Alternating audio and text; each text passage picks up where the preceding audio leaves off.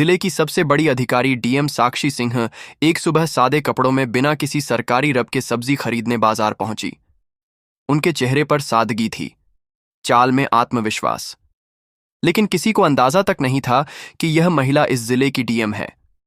साक्षी सीधा एक ठेले के पास जाकर रुकी, जहां एक करीब 30 साल की सब्जी वाली औरत सब्जियां बेच रही थी। साक्षी ने मुस्कुराकर उससे सब्जियों के दाम पूछे ही थे कि तभी एक छोटा बच्चा दौड़ता हुआ आया और उस औरत से लिपट कर बोला, मम्मी मुझे स्कूल छोड़ दो ना, लेट हो रहा है, नहीं तो टीचर डांटेंगे। सब्जी वाली बोली, बेटा थोड़ी देर रुक जा, मैं पहले इनको सब्जी दे दूं, फिर तुझे छोड़ने चलेंगे। बच्चा जिद करता रहा, नहीं मम्मी, अभी चलो ना प्लीज, बहुत देर हो गई है। ये सब देखकर डीएम साक्षी सिंह का दिल पसीज गया। वो मुस्कुराकर बोली, आप बच्चे को स्कूल छोड़ आइए, मैं आपकी दुकान संभालती हूं। सब्जी वाली थोड़ी हिचकिचाई, पर साक्षी के भरोसे भरे लहजे ने उसे हिम्मत दी। उसने कहा, ठीक है बहन, मैं जल्दी लौट आऊंगी। और फिर वो अपने बेटे को लेकर स्कूल की ओर निकल गई। इधर साक्षी ठेले पर खड़ी थी, चारों ओर के माहौल को गौर से देख रही थी। तभी एक मोटरसाइकिल ठेले के पास आकर रुकी। उस पर बैठा इंस्पेक्टर करण मल्होत्रा था। उसने उतरते ही थोड़ा तंज में कहा, तू कब से यहां सब्जियां बेचने लगी? यहां तो एक औरत हुआ करती थी, वो कहां गई? साक्षी कुछ कहती, उससे पहले ही वह सब्जी वाली औरत वापस लौट आई। इंस्पेक्टर को देखकर उसके चेहरे पर घबराहट छा गई। झुककर बोली, क्या चाहिए आपको इंस्पेक्टर साहब? जो मन हो ले लीजिए। इंस्पेक्टर ने बेजा हुक्म दिया, आधा किलो टमाटर दे, 1 किलो भिंडी और आधा किलो परवल भी देना। औरत ने बिना कुछ कहे जल्दी जल्दी सब्जियां तौल दी। इंस्पेक्टर बिना एक भी पैसा दिए मोटरसाइकिल पर बैठा और चलता बना। यह सब देख साक्षी सिंह स्तब्ध रह गई। कुछ पल खामोशी में बीते। फिर उन्होंने सब्जी वाली से पूछा, बहन, उसने पैसे क्यों नहीं दिए? आपने उससे कुछ कहा क्यों नहीं? औरत की आंखों में मजबूरी साफ दिख रही थी। धीमे स्वर में बोली, बहन, क्या कहूं, ये इंस्पेक्टर रोज ऐसे ही सब्जियां ले जाता है। जब कुछ बोलती हूं तो धमकाता है, कहता है मुझसे पैसे लेगी, अभी तेरे ठेले को उठवा दूंगा। मुझे डर लगता है, अगर ठेला चला गया तो घर कैसे चलेगा, मेरे बच्चे क्या खाएंगे, इसलिए चुपचाप दे देती हूं। यह सुनकर डीएम साक्षी सिंह के चेहरे का रंग बदल गया। अंदर तक हिल गई वो। उन्हें यकीन नहीं हो रहा था कि कानून के रक्षक खुद कानून का मजाक उड़ा रहे हैं। उन्होंने गंभीर स्वर में कहा, बहन, अब ऐसा नहीं होगा, मैं अब आपके साथ हूं। इंसाफ दिलाना मेरा फर्ज है। आप एक काम कीजिए, मेरा नंबर लें, लीजिए। कल जब आप ठेला लगाएंगी तो आप नहीं, मैं वहां रहूंगी। आप घर पर आराम कीजिए। बाकी मैं देख लूंगी कि वह इंस्पेक्टर पैसे देता है या नहीं, और अगर नहीं देता तो मैं उसे कानून की ताकत दिखाकर ही रहूंगी। औरत की आंखों में आंसू थे, लेकिन पहली बार उसमें राहत और उम्मीद झलक रही थी। अगली सुबह साक्षी सिंह ने एक गांव की औरत का भेष बनाया। न कोई मेकअप, न कोई पहचान। साधारण साड़ी पहने, सिर पर पल्लू रखे, वो ठेले पर आ खड़ी हुई। ठेले पर ढेर सारी सब्जियां सजाई गईं। सब कुछ तैयार था। कुछ ही देर में वही इंस्पेक्टर करण मल्होत्रा अपनी मोटरसाइकिल पर वहां पहुंचा। इंस्पेक्टर करण मल्होत्रा ने अपनी मोटरसाइकिल ठेले के पास लगाई और घूरते हुए बोला, क्या बात है, आज फिर तुम यहां? वैसे तुम उसकी क्या लगती हो? कल भी तुम यहीं थी और आज भी। साक्षी सिंह, जो अब भी गांव की एक आम महिला के रूप में खड़ी थी, धीरे से बोली, मैं की बहन हूं, इसलिए आज उसकी जगह ठेला संभाल रही हूं। इंस्पेक्टर ने घिनौनी मुस्कान के साथ कहा, तो तुम तो अपनी बहन से भी ज्यादा खूबसूरत निकली। बहुत प्यारी लग रही हो आज। फिर आंखों से उसे ऊपर से नीचे तक देखता रहा और बेहूदे लहजे में बोला, वैसे छोड़ो ये सब, मुझे 1 किलो टमाटर चाहिए और साथ में थोड़ा धनिया और मिर्च भी दे देना। साक्षी ने बिना कोई प्रतिक्रिया दिए सब्जियां तौली और चुपचाप उसके हाथ में दे दी। जैसे ही इंस्पेक्टर सब्जियां लेकर पलटने लगा और मोटरसाइकिल स्टार्ट की, साक्षी ने सख्त आवाज में कहा, रुकिए, आपने अभी तक सब्जियों के पैसे नहीं दिए। सब्जियों के पैसे दीजिए, ऐसे नहीं चलेगा। इंस्पेक्टर झुंझुलाकर बोला, कौन से पैसे? मैं तो रोज फ्री में लेता हूं, अपनी बहन से पूछ लेना, वो तो कुछ नहीं कहती। और तुम ज्यादा जुबान मत चलाओ मेरे सामने। वो फिर से जाने लगा। तभी साक्षी ने तेजी से कहा, आप मेरी बहन से चाहे जैसे लेते हो, लेकिन मुझसे नहीं। सब्जियों के पैसे देने होंगे। हमें भी पैसे खर्च करके ही यह सब्जी लानी पड़ती है, और अगर हम एक दिन सब्जी ना बेचे तो हमारे घर का चूल्हा नहीं जलता। आप जैसे लोग फ्री में सब्जी ले जाकर हमारे पेट पर लात मारते हैं। इतना सुनना था कि इंस्पेक्टर का घमंड भड़क उठा। उसने गुस्से में आकर एक जोरदार थप्पड़ साक्षी के गाल पर जड़ दिया। साक्षी लड़खड़ाई, लेकिन खुद को संभाल लिया। आंखों में आंसू थे, लेकिन आत्मसम्मान अब और चुप रहने को तैयार नहीं था। साक्षी ने कांपती आवाज में कहा, आपने एक महिला पर हाथ उठाकर बहुत बड़ी गलती की है। इसका अंजाम भुगतना पड़ेगा आपको। इंस्पेक्टर और भड़क गया, गुस्से में चिल्लाया, तू मुझे सिखाएगी? तेरी इतनी औकात? अभी बताता हूं। फिर उसने साक्षी के बाल खींच लिए। साक्षी दर्द से करा उठी, लेकिन बाल छुड़ाकर बोली, यह सब बहुत गलत हो रहा है। मैं तुम्हारे खिलाफ रिपोर्ट करवाऊंगी। तुम्हें सब्जियों के पैसे देने ही होंगे। लेकिन इंस्पेक्टर अपनी हैसियत के नशे में डूबा हुआ था। बोला, रिपोर्ट? तेरी इतनी औकात है? तू एक सब्जी बेचने वाली, और मैं इस थाने का इंस्पेक्टर। मैं तुझे यहीं खड़े खड़े खरीद सकता हूं। ज्यादा जुबान चलाई तो उल्टा तुझे ही जेल में डाल दूंगा। इतना कहकर वह मोटरसाइकिल स्टार्ट कर वहां से चला गया। साक्षी गुस्से से कांप रही थी, लेकिन अब भी उन्होंने खुद को संयमित रखा। वह जानना चाहती थी कि यह इंस्पेक्टर कितनी हद तक गिर सकता है। कुछ पल ठेले के पास बैठने के बाद उन्होंने सब्जी वाली को फोन किया और कहा, अब तुम ठेले पर आ जाओ। सब्जी वाली के आते ही साक्षी वहां से चुपचाप निकल गई।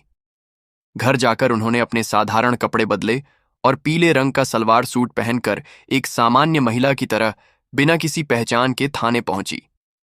थाने में पहुंचते ही उन्होंने देखा कि इंस्पेक्टर करण मल्होत्रा वहां मौजूद नहीं था। एक हवलदार डेस्क पर बैठा था। साक्षी ने सीधा उससे पूछा, मुझे रिपोर्ट दर्ज करानी है। इंस्पेक्टर करण मल्होत्रा कहाँ हैं और एसएओ साहब से मिलना है? हवलदार ने जवाब दिया, इंस्पेक्टर साहब कुछ काम से घर गए हैं और एसएओ साहब भी फील्ड विजिट पर बाहर गए हैं। आप चाहे तो कुछ देर बैठ जाइए। साक्षी की आंखों में अब इंसाफ की आग थी, और यह आग अब रुकने वाली नहीं थी। थाने में कुछ ही पल बीते थे कि अचानक दरवाजा खुला और भीतर एसएओ विवेक राणा ने प्रवेश किया। भारी कदमों के साथ अंदर आते ही उसकी नजर पीले रंग का सलवार सूट पहने उस साधारण सी दिखने वाली लड़की पर पड़ी, जो और कोई नहीं बल्कि डीएम साक्षी सिंह थी। विवेक राणा ने कड़क आवाज में पूछा, तुम कौन हो और यहां क्यों आई हो? साक्षी ने शांत स्वर में कहा, मुझे रिपोर्ट दर्ज करवानी है। यह सुनकर विवेक राणा व्यंग में मुस्कुराया और बोला, रिपोर्ट करवानी है तो पहले कुछ खर्चा पानी लाया है? यहां रिपोर्ट दर्ज कराने के लिए 10 से 20 हजार लगते हैं। लाई हो तो निकालो फटाफट, फिर लिखवाता हूं तुम्हारी रिपोर्ट। ये सुनते ही साक्षी सिंह का चेहरा सख्त हो गया। उन्होंने गंभीर स्वर में कहा, किस बात का पैसा? रिपोर्ट दर्ज करवाने के लिए कोई शुल्क नहीं लगता। आप रिश्वत क्यों मांग रहे हैं? विवेक राणा हंसते हुए बोला, तुम्हें किसने कहा कि मुफ्त में रिपोर्ट होती है? यहां जो भी आता है अपनी मर्जी से पैसे देता है, और अगर नहीं देगा तो उसकी रिपोर्ट नहीं लिखी जाएगी। अब तुम्हारी मर्जी है। साक्षी ने गहरी सांस ली, फिर बोली, ठीक है, लीजिए RS-10, अब रिपोर्ट लिखिए। पैसे लेते ही विवेक राणा ने पूछा, बताओ किसके खिलाफ रिपोर्ट है? साक्षी ने गंभीर होकर कहा, इंस्पेक्टर करण मल्होत्रा के खिलाफ। उन्होंने एक सब्जी बेचने वाली औरत से बदतमीजी की, रोज उसके ठेले से बिना पैसे के सब्जियां उठाते हैं, और जब मैंने विरोध किया तो मुझ पर हाथ उठाया। मैं इस पर सख्त कानूनी कार्यवाही चाहती हूं। विवेक राणा का चेहरा स्याह पड़ गया। घबराहट उसके चेहरे पर साफ दिख रही थी। उसने हकलाते हुए कहा, वह तो हमारे थाने के सीनियर इंस्पेक्टर हैं, और वैसे भी अगर कोई फ्री में सामान दे दे तो इसमें क्या गलत है? हम पुलिस वाले हैं, थोड़ा बहुत चलता है। साक्षी अब सब समझ चुकी थी। यह सिस्टम अंदर से सड़ चुका था। यह केवल वर्दी नहीं, गरीबों की मजबूरी का सौदा कर रहे थे। उन्होंने कुछ नहीं कहा, बस चुपचाप थाने से निकल गई। लेकिन उनकी आंखों में अब एक आग जल चुकी थी। अगले दिन सुबह डीएम साक्षी सिंह वर्दी पहनकर गाड़ी से सीधे उसी थाने में पहुंची। साथ में उनके सरकारी गार्ड्स भी थे। थाने के गेट पर वर्दी में उन्हें देखकर सारा स्टाफ हक्का बक्का रह गया। अंदर घुसते ही इंस्पेक्टर करण मल्होत्रा और एसएचओ विवेक राणा दोनों मौजूद थे। दोनों के चेहरे पर हवाइयां उड़ गईं, जब उन्होंने सामने उसी लड़की को देखा जिसे उन्होंने अपमानित किया था। लेकिन आज वह आम औरत नहीं थी, बल्कि जिले की डीएम थी। घबराए हुए दोनों एक साथ बोले, आप कौन हैं और यह वर्दी क्यों पहनी है? साक्षी की आंखें अब एक अधिकारी की गरिमा से चमक रही थीं। उन्होंने गंभीर स्वर में कहा, वर्दी नहीं दिख रही। मैं हूं इस जिले की डीएम साक्षी सिंह, और मैं अब सब जान चुकी हूं कि इस थाने में किस तरह गरीबों को धमकाया जाता है, उनसे पैसे ऐंठे जाते हैं और कानून के नाम पर अत्याचार किया जाता है। दोनों के पांव तले जमीन खिसक गई। घबराहट में उनकी आवाज कांपने लगी। मैडम, ये क्या कह रही हैं आप? अगर आप वाकई डीएम हैं तो हमें कोई आईडी दिखाइए।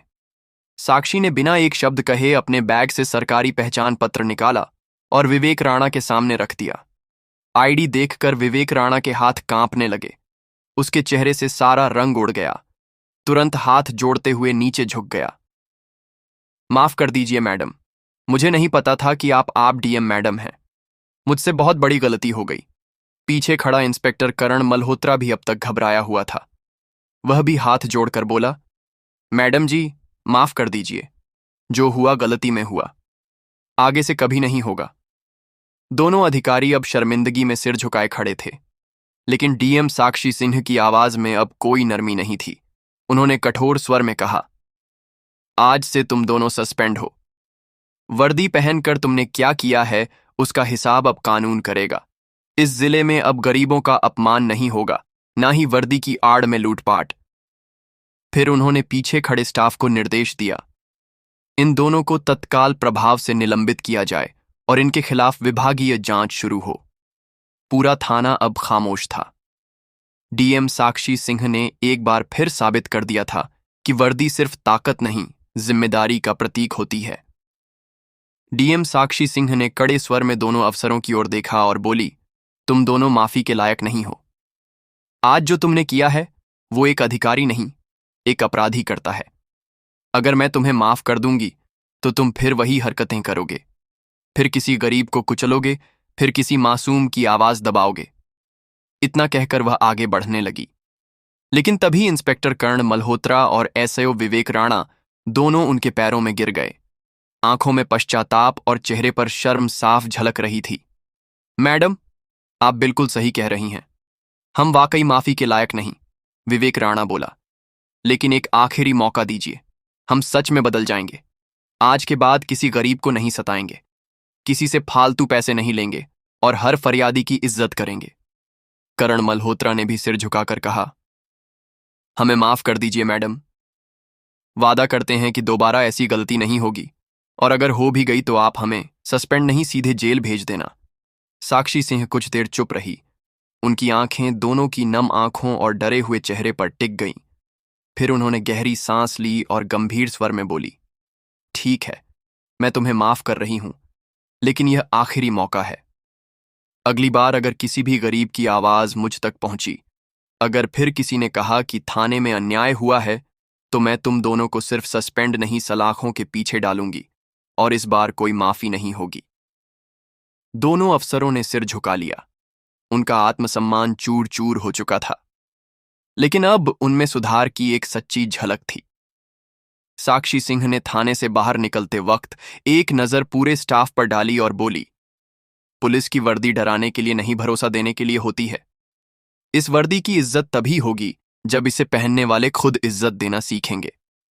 डीएम के जाते ही पूरे थाने में सन्नाटा छा गया। सबके चेहरों पर शर्म और सोच की लकीरें थीं। उस दिन के बाद पूरा थाना जैसे बदल गया। अब न कोई रिश्वत लेता था, न किसी गरीब की आवाज दबाई जाती थी। हर फरियादी की बात सुनी जाती, रिपोर्ट बिना पैसों के दर्ज होती, और सड़क से बाजार तक हर जगह पुलिस लोगों की मदद करती नजर आने लगी। सब्जी वाली औरत भी अपने ठेले पर मुस्कान के साथ बैठती थी, क्योंकि अब उसे किसी का डर नहीं था।